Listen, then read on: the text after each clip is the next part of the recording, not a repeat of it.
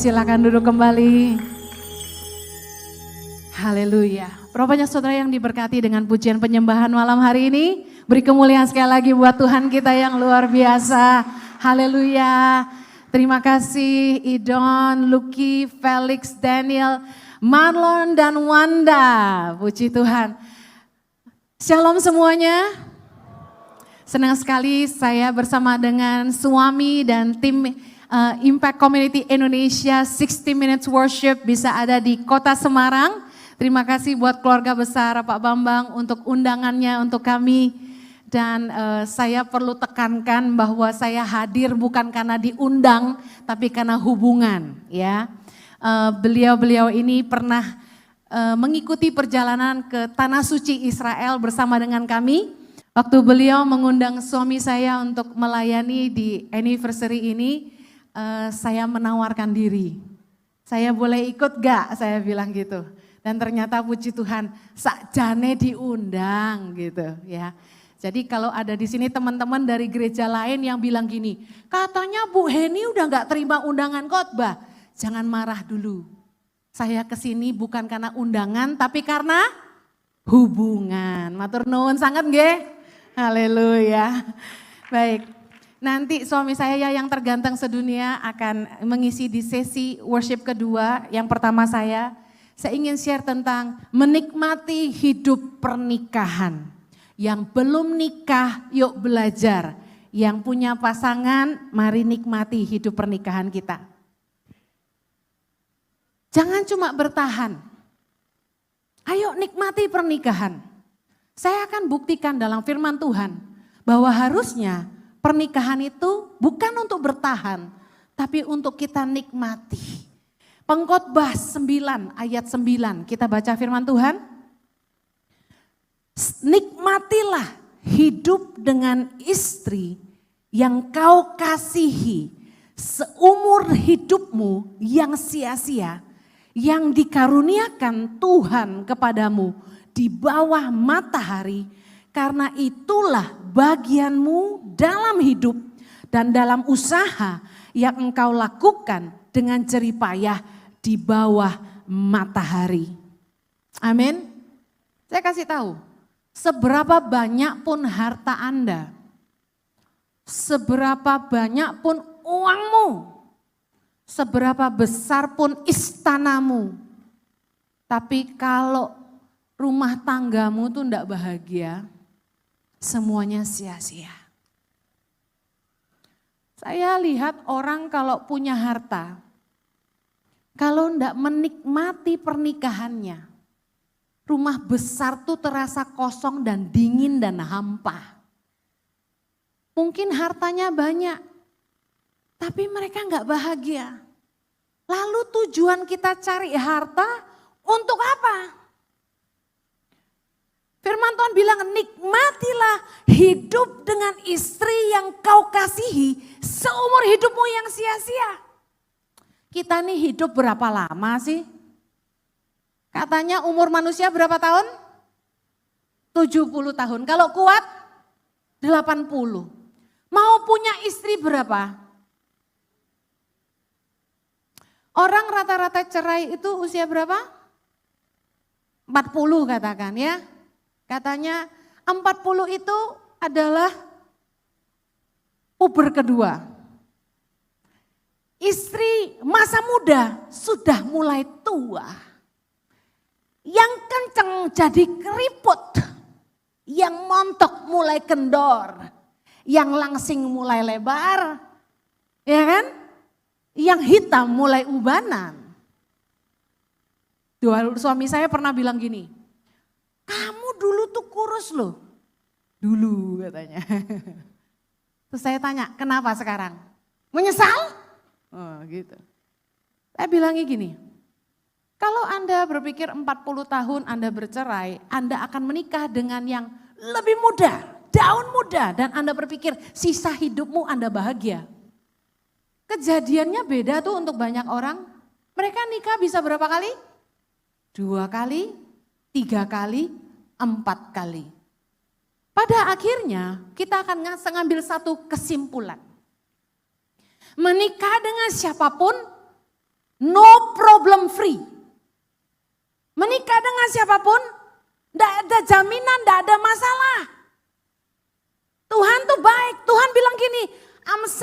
ayat 18, diberkatilah kiranya sendangmu, bersukacitalah dengan istri masa mudamu. Dengar baik, istri masa muda, bukan istri muda. Artinya gini, kenapa firman Tuhan itu enggak cuma di ayat ini, bilang berkali-kali, nikmati hidup dengan istri masa muda. Karena apa? Karena istri masa mudamu itu yang paling setia. Loh enggak Bu Eni, istri saya yang pertama selingkuhi saya. I'm sorry. Mungkin ini enggak bisa dipukul rata. Betul ya? Tapi kenyataan terbanyak. Istri masa muda tuh paling setia. Saya buktikan ya. Zaman Anda masih kere. Mulai semuanya dari nol. Yang ngancani siapa? Yang menemani siapa? Istri masa muda. Waktu masih culun.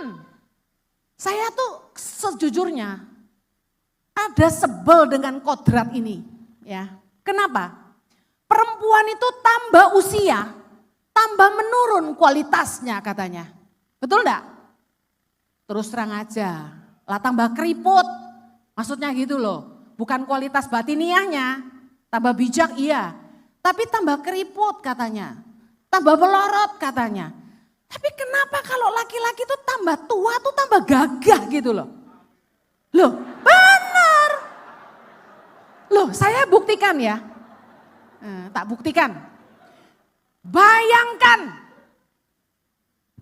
cowok SMP celana pendekan biru. Bulu kaki baru tumbuh. Ceking. Mainnya masih game. Menarik gak? Mulai SMA, mesti mulai gaya, betul tak? Anakku saiki wis ngerti pakai parfum. Mulai kelihatan sedikit gagah. Tapi bandingkan dengan bapak-bapak yang sudah usia 40. Lebih gagah mana coba? Gagah 40. Kenapa? Sudah berkepribadian. Rumah pribadi, supir pribadi, bisnis pribadi. Aku seiling pacaran karo pendeto iki. Aku sek nom. Podo-podo sek nom ya. Podo-podo culun sayang. Saya 16, bojoku 17 tahun. SMA sak kelas. Duduknya sebelahan. Masih culun. Pacaran. Aku yang bayarin makan. Kenapa? Soalnya mamanya bilang gini, uang jajan bontek-entei. Ya, bahasa Indonesia ya, takut ada yang gak ngerti ya. Oh ngerti semua Pak, saya pernah diprotes Pak, Bu Eni bahasa Indonesia. Ya. Mamanya protes, uang jajanmu kamu habisin buat traktir si Heni itu ya. Gitu, jadi aku tersinggung. Saya itu waktu masih muda belia, rodo on. Saiki wis pinter ya. Kalau arek perempuan, anak perempuan itu kan biasanya morotin pacar cowoknya, bener gak? Suruh bayarin beli apa gitu loh, ya kan? Shopping dibayari, makan dibayari, bener gak? Nonton dibayari. Malah bisa nunduk, mau ini gitu. Bisa nunjuk gitu. Kalau ini malah bayari. Tak beli ke baju, tak beli ke sepatu. Kenapa? Saya senang dandanin orang. Tak lihat kok gini. Ini ke gereja kok pakai sepatu basket sih? Celananya kain, baggy. Zaman dulu toh. Celana kain baggy toh. Kemejanya putih. Garis-garis, koyok encek-encek. Ngerti encek-encek enggak orang Semarang? Loh kok enggak gaya? Tak penasaran tak dandani. Jadi beliin celana jeans, pakai kemeja yang keren gitu. Terus maaf ya, masih nom itu BB. Ngerti BB? Bau body. Tak beliin deodoran. Tak beliin parfum. Tak belanjain, bukannya aku morotin. Wah. Diberkatilah dirimu sayang. Bayangin ya, sudah aku tuh investasi waktu muda untuk dia, terus kita nikah dari bawah, dari nol. Waktu mau nikah, gak punya duit, mau pesta gak ada uang kami, mau ngelamar saya, tagihan kartu kredit belum lunas. Saya bilang gini, lunasi dulu, orang gelem aku nikah sama orang banyak utang. Akhirnya calon suami waktu itu kerja keras membayari hutang. Kartu kredit tutup. Akhirnya kami nikah. Sederhana. Cincin donasi. Hidup kita penuh donasi sayang. Lalu apa? Baju donasi ya. Semua serba dikasih. Kita nikah sederhana. Kita setia sama ini ya, pendeta ganteng ini. Mulai enggak punya apa-apa ya toh. Tapi coba bayangin, dia usia 40-an sekarang, rahasia buntutnya ya. Udah gagah, udah ganteng, udah keren, udah tak dandani sampai ngene. Terus seandainya nih, dia lihat aku gini, kok bojoku nih tambah lemu. Kok sudah enggak semulus dulu? Kok sudah enggak terlalu menarik gitu ya? Terus dia lihat yang jauh lebih muda. Mungkin 10 tahun di bawah saya. Saya tuh insecure kalau ada yang cantik-cantik deket-deket saya tuh. Terus suami saya mulai bisik-bisik gini. Cantik gitu. Wah sebel saya gitu ya. Nah saya mau kasih tahu. Istri yang setia itu yang nemeni Anda waktu Anda susah. Waktu Anda tuh bukan siapa-siapa. Waktu Anda tuh enggak punya apa-apa. Saya loh masih ingat dia ngajak saya pertama kali Valentinan. Makannya apa? Sate kambing di warung. Gak punya duit. Ojo sampai sekarang sudah sanggup beliin steak malah melihat ke kanan dan ke kiri. Kurang ajar itu namanya. Aku mencurahkan hati perempuan ya. Sudah ngelahirin anak 3. Ya jangan komplain badanku melar. Kamu juga ada andil di dalamnya. Ini saya nih bikin drama gini. Saya ini nolongin ibu-ibu loh. Ya, tolong bela aku. Gini-gini no suamimu ya. Nikmati hidup. Artinya apa? Waktu Anda sudah punya lebih. Sudah bisa nikmati hidup. Sudah bisa ke Eropa, sudah bisa beli mobil mewah, sudah punya rumah yang lebih besar. Ya jangan bawa yang muda dong masuk ke dalam. Istri masa muda nih loh yang setia. Ada amin? Jerih payahmu di bawah matahari ini sementara. Pertanyaan saya, apakah Bapak Ibu menikmati hidup pernikahan Anda? Jok bengok-bengok nang kene. Nang omah.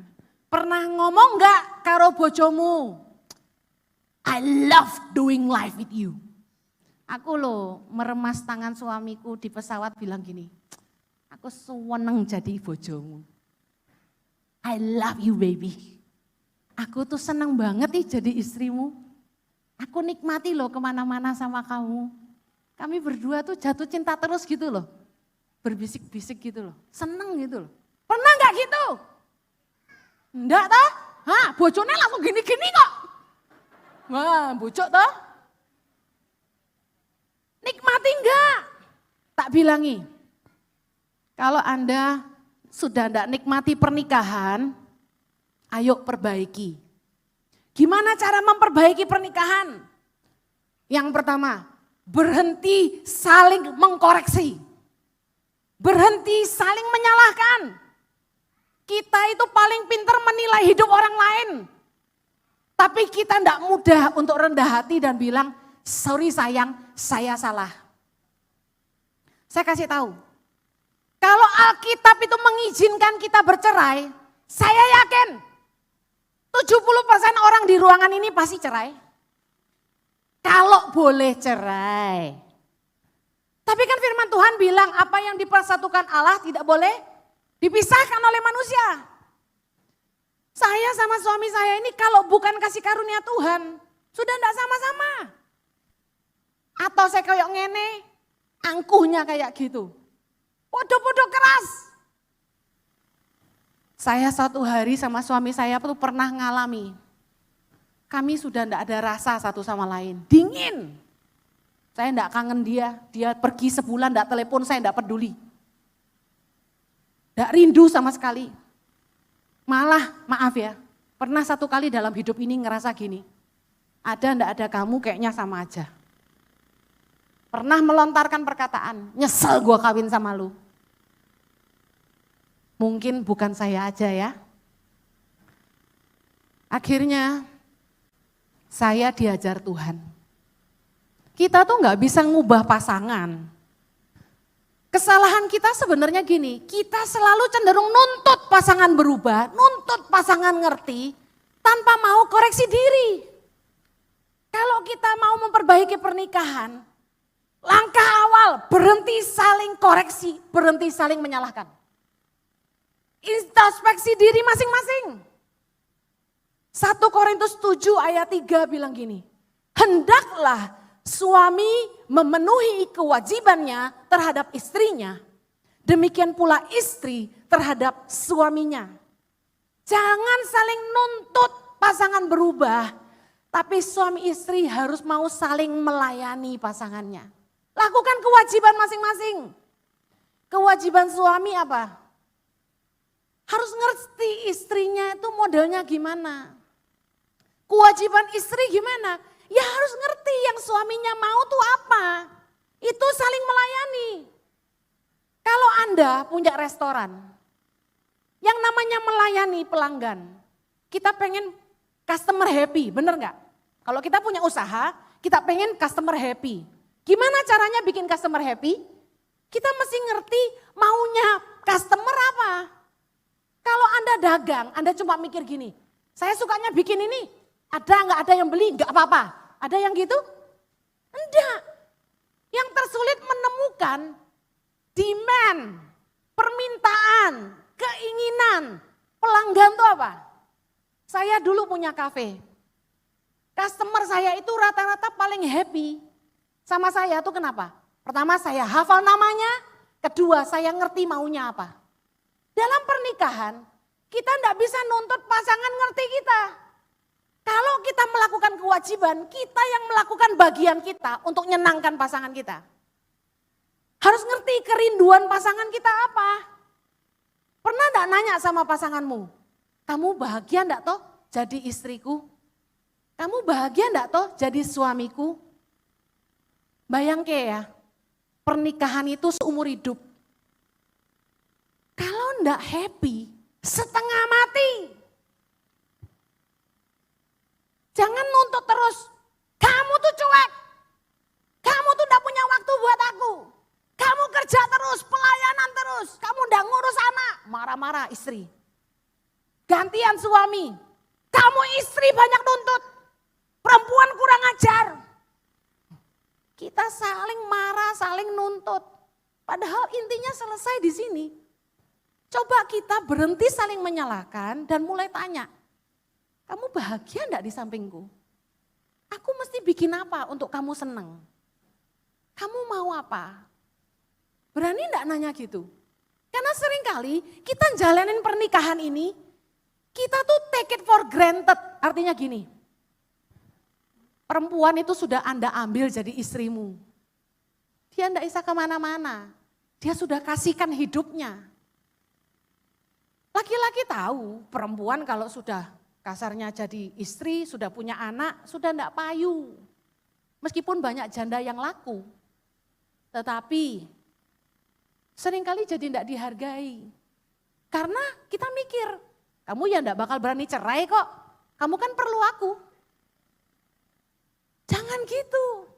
Justru kita kalau ngerti gini, dia enggak punya pilihan kok. Kalau bisa cerai, dia cerai. Masalahnya dia enggak punya pilihan. Kita harus setia sampai mati. Kalau kita enggak peduli, dia setengah mati. Saya ini pernah take Jojo for granted. Saya ajalah. Saya pikir gini, dia kan hamba Tuhan. Mana berani cerain saya.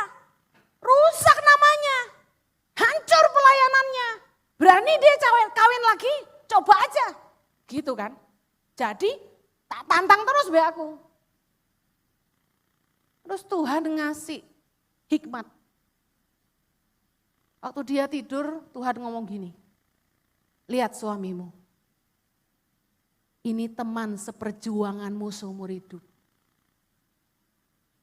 Saya dibukakan sama Tuhan. Kalau bisa cerain kamu, Jojo tuh udah cerain kamu. Masalahnya karena dia takut sama Tuhan. Dan demi mempertahankan nama Tuhan, dia enggak cerain kamu. Jangan malah aji mumpung. Harusnya belajar ngerti, suamiku nih bahagia enggak sih sama aku? Apa yang aku harus lakukan supaya Jojo bahagia? Tak bilang nih apa yang saya lakukan.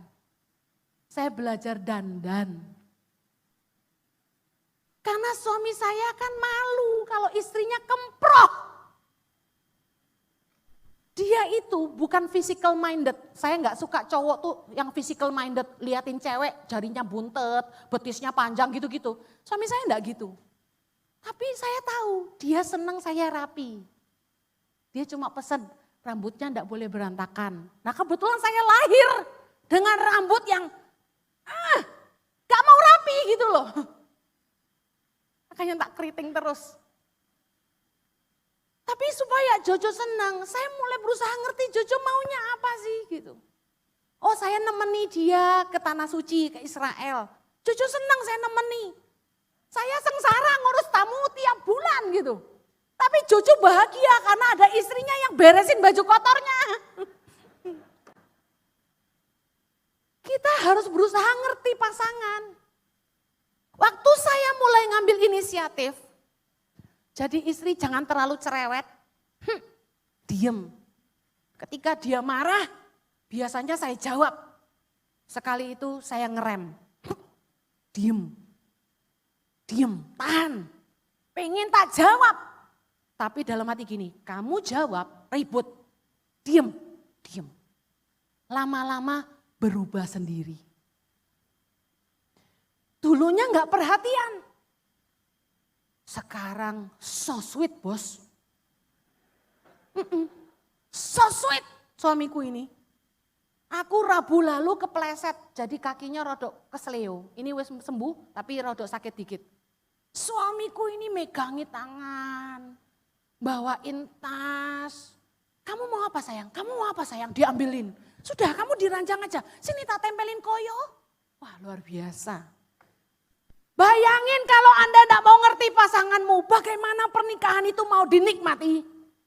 Yang kedua, kalau kita mau menikmati pernikahan kita, dengar baik, cara memperbaikinya. Saling mendoakan dan harus jadi teladan. Jangan nuntut pasanganmu untuk jadi teladan, dirimu yang jadi teladan. Istri yang kurang sempurna itu harus didoakan, bukan ditinggalkan. Saya kasih ayatnya, Kejadian 25 ayat 21. Berdoalah Ishak kepada Tuhan untuk istrinya, sebab istrinya itu mandul. Tuhan mengabulkan doanya sehingga Ribka istrinya itu mengandung. Kebanyakan laki-laki ketika tahu istrinya tidak bisa punya anak, apa yang dilakukan? Menyesal. Mulai cari cara lain. Ada mertua-mertua yang ikut campur mulai bilang gini, kamu kawin lagi aja, istrimu mandul. Saya kasih tahu, Ishak berdoa untuk Ribka karena dia mandul. Kalau istrimu tidak sempurna, didoakan, jangan ditinggalkan. Suami saya percaya doain saya. Kalau enggak karena doa Jojo, saya enggak ada di sini hari ini. Istri-istri, kalau suamimu sifatnya enggak berubah. Anda bergumul berapa tahun enggak berubah. Ternyata firman Tuhan kasih jawaban. 1 Petrus 3 ayat 1, hai istri-istri, tunduklah kepada suamimu supaya jika ada di antara mereka yang tidak taat kepada firman, mereka juga tanpa perkataan dimenangkan oleh kelakuan istrinya. Jadi yang menangkan suami kita itu tentu yang pertama kuasa Tuhan lewat doa, katakan amin. Yang kedua kelakuan kita, bukan perkataan kita. Perempuan cerewet gak akan menangin suaminya. Ketika kita mulai diam dan kita mulai tunduk, ternyata suami kita itu malah merunduk. Saya begitu ngalah, saya lihat Jojo juga mengalah. Kami mengalami pemulihan dalam rumah tangga kami luar biasa. Saya mau ingatkan, pelayanan kita yang pertama itu bukan jiwa-jiwa, tapi pasangan kita. Karena yang pertama Tuhan berikan dalam hidup kita adalah keluarga. Layani pasanganmu, maaf ya ibu-ibu ya. Saya tahu Anda cinta Tuhan, Anda mungkin suka pelayanan. Tapi jangan ndak ngurus keluarga, jangan ndak ngurus bojo. Jangan alasan ada acara doa di gereja. Jangan alasan ada latihan di gereja. Jangan alasan ada arisan di gereja. Masak dulu buat suamimu, urus dulu suamimu. Saya selalu kalau ngatur meeting, ndak pernah di jam makan siang. Ndak pernah di jam makan pagi. Saya selalu bilang gini, setelah saya makan sama anak-anak saya dan suami saya, baru saya meeting. Biasanya di atas jam 1. Kenapa? Bagi saya prioritas utama saya itu keluarga saya. Kalau suami saya butuh saya cancel semua pelayanan saya. Suami nomor 1 dulu, bukan anak-anak. Karena apa? Kalau anak-anak kita satu hari besar, kita tinggal berdua loh. Anak-anak mau peduli kita? Pasangan kita yang akan ngurus kita sampai mati. Amen. Pak Bambang sepi toh di rumah sekarang berdua. Coba kalau musuhan, enak enggak? Puji Tuhan, Tuhan pulihkan. Amin. Yang terakhir, kalau Tuhan mau pulihkan pernikahan kita supaya kita nikmati, kita harus belajar saling menghargai dan berfungsi. Istri harus tunduk dan menghormati suami. Perempuan gak boleh kurang ajar. Belajar dari Sarah itu panggil Abraham itu tuanku. Efesus 5 ayat 22 bilang gini, hai istri, tunduklah kepada suamimu seperti kepada Tuhan. Efesus 5 ayat 33 bilang gini, bagaimanapun juga bagi kamu masing-masing berlaku, kasihilah istrimu seperti dirimu sendiri dan istri hendaklah menghormati suaminya. Tunduk tuh bukan gini loh, dipaksa berbuat jahat mau gitu. Enggak, boleh enggak istri mengutarakan pendapat, boleh enggak? Boleh, istri boleh komentar? Boleh, istri boleh enggak setuju? Boleh, tapi dengan cara yang hormat. Jangan ngomong sama suamimu seperti musuh, dengan cara yang baik. Kita kalau ngomong sama orang aja kita bisa sopan, bener nggak? Minta maaf loh ya, boleh nggak saya ngutarakan pendapat? Ngomongnya yang baik, nggak cuma cara ngomong yang baik, cari waktu yang baik. Orang suami lagi pusing baru pulang kerja, udah diserentetin sama omongan, yang kamu tahu yang tetangga tuh tadi rese banget. Makanya nggak heran suamimu malas pulang ke rumah, pulang kantor tunggu malam karena dia tahu istrinya sudah. Saya itu sering nunggu suami saya pulang. Dan tiap kali dia pulang, saya seneng. Dia sampai pintu tuh gini, halo. Kayak seneng gitu loh, seneng ketemu saya gitu loh. Halo sayangku. Saya juga lagi baca-baca langsung halo. Happy gitu loh. Ini kalau suamimu atau istrimu ketemu kamu tuh gini. Udah makan? Mana? Apa itu? Orang tuh kalau nikmati itu enggak gitu. Amin. Happy gitu loh. Istri-istri dengan hormat. Nah sekarang suami. Siapa bilang cuma istri yang harus hormat? Suami juga punya kewajiban mengasihi dan menghormati istri. 1 Petrus 3 ayat 7. Demikian juga kamu, hai suami-suami, hiduplah bijaksana dengan istrimu sebagai kaum yang lebih lemah. Hormatilah mereka sebagai teman pewaris dari kasih karunia, yaitu kehidupan, supaya doamu jangan terhalang. Baca baik-baik. Suami yang tidak mengasihi istri dan tidak menghormati istri sebagai teman pewaris kasih karunia, itu kalau doa tidak dijawab Tuhan. Jangan sampai membuat langit di atas kepalamu jadi tembaga karena Anda tidak menghargai pasanganmu. Kenapa kok Tuhan tidak jawab doa kalau suami tidak mengasihi istri dan menghormati istri? Karena istrimu itu Tuhan yang kasih. Saya mau tanya, yang ngasih Hawa ke Adam itu siapa? Tuhan. Waktu Anda tidak menghargai istrimu, Anda sedang tidak menghargai pemberian Tuhan. Di sini ada bapak-bapak yang punya anak perempuan. Saya mau tanya, bapak-bapak kalau anak perempuannya nikah, terus disia-siakan sama suaminya, sakit hati enggak? Saya tuh mau kasih tahu sama istri-istri, kalau suamimu tuh enggak baik, enggak usah disumpahin, enggak usah. Soalnya apa? Begitu suamimu bertobat, sumpahnya masih jalan, lah kamu susah dewe. Jangan disumpahin, didoain. Amen.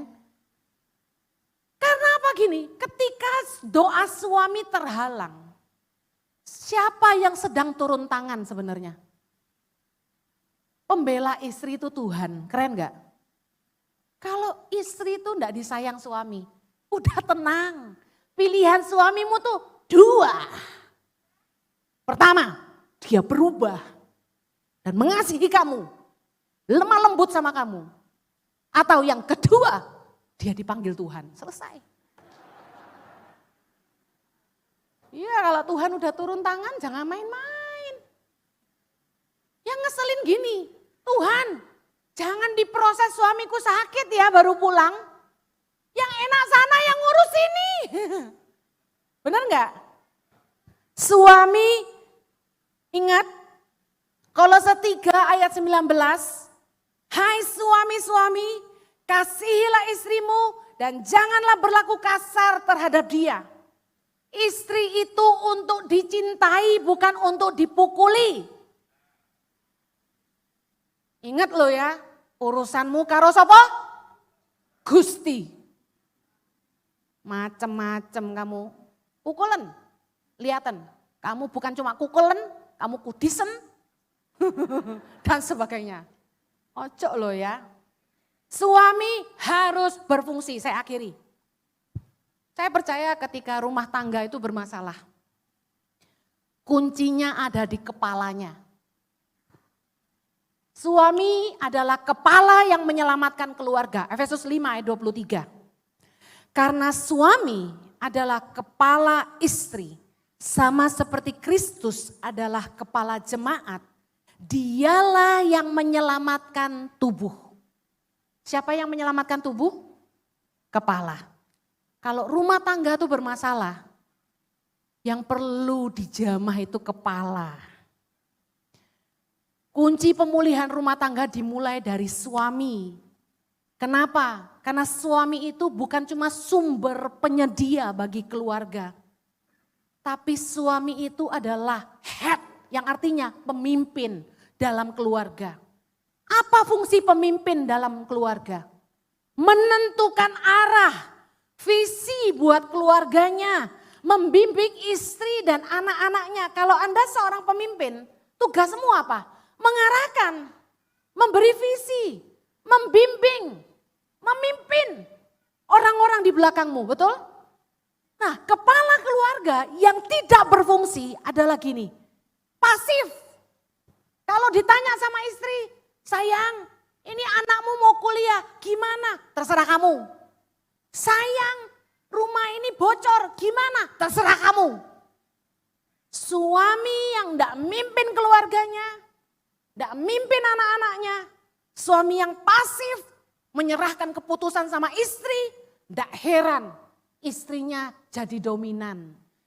Karena teori ini berlaku, ketika laki-laki tidak berfungsi, wanita akan bangkit. Karena harus ada yang menyelamatkan keluarga. Lalu Anda kecewa, kok istri dominan? Pertanyaannya cuma satu, laki-laki jadi laki-laki enggak? Kalau laki-laki berfungsi, istri enggak perlu bangkit. Saya bersyukur saya kuat dan dominan, punya suami yang super dominan. Oh beneran, dulu saya kesel, atos banget wong iki. Tapi saya bersyukur kalau dia lembek, ilfil saya. Suami tidak boleh pasif dan tidak boleh menyerahkan keputusan sama istri. Harus terlibat urusan anak. Amin. Untuk sekarang gantian yang terakhir. Istri-istri, tahukah Anda bahwa Anda adalah mahkota suami?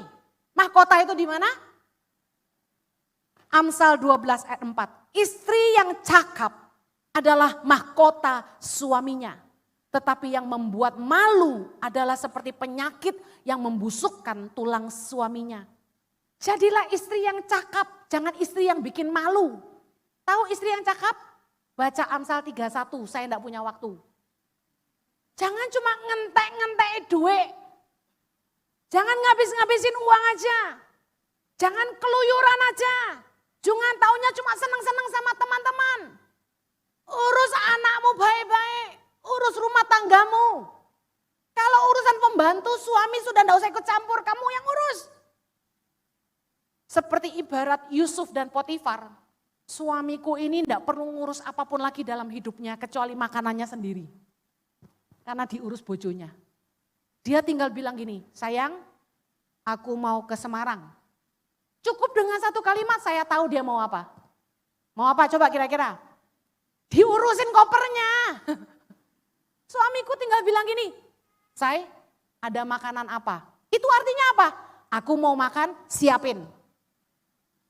Kadang-kadang perempuan mangkel ya, mangano dewe tinggal turun, tinggal ndulang dewe kok bawel. Tapi tak bilangi, istri itu mahkota. Kalau mahkota itu apa? Kebanggaan. Saya percaya suami saya bangga sama saya. Soalnya kemanapun kami pergi sama tukang gado-gado aja dia bisa ngomong gini. Ayo ngenali istriku enggak? Yang di TikTok itu loh. Ya ampun. Baby, don't do that again. Aku sengisin. Malu aku. Tapi aku ngerti dia bangga. Dengar baik. 1 Petrus 3 ayat 3 bilang gini. Perhiasanmu janganlah secara lahiriah. Ayat 4 bilang gini. Tetapi perhiasanmu ialah manusia batiniah. Yang tersembunyi dengan perhiasan yang tidak binasa. Yang berasal dari roh yang lemah lembut dan tentram. Yang sangat berharga di mata Allah.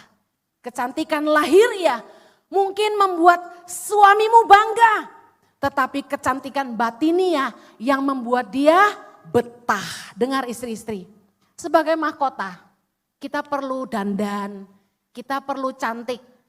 Saya aja loh mau di sini ketemu Bapak Ibu yang luar biasa saya dandan. Seringkali kita pengen tampak cantik di depan orang. Sebenarnya enggak apa-apa supaya suami kita bangga. Tetapi kita juga perlu cantik di depan dia.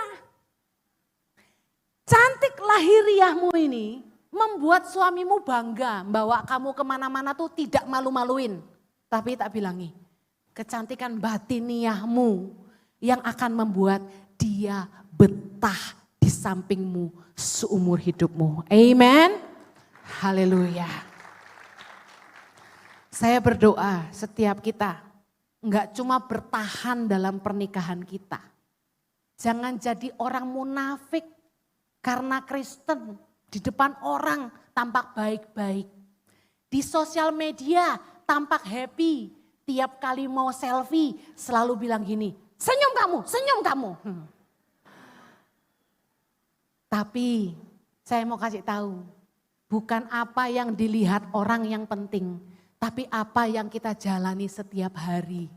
Pasanganmu seumur hidupmu, nikmatilah itu bagianmu dalam umurmu yang sia-sia di bumi. Tuhan berkati kita berdoa. Haleluya. Tuhan, yuk pegang tangan istrinya yuk. Kami bawa hidup pernikahan kami. Kami mau sekali lagi saling menikmati. Aduh, mau nikmati tiap hari sama pasangan kami Tuhan.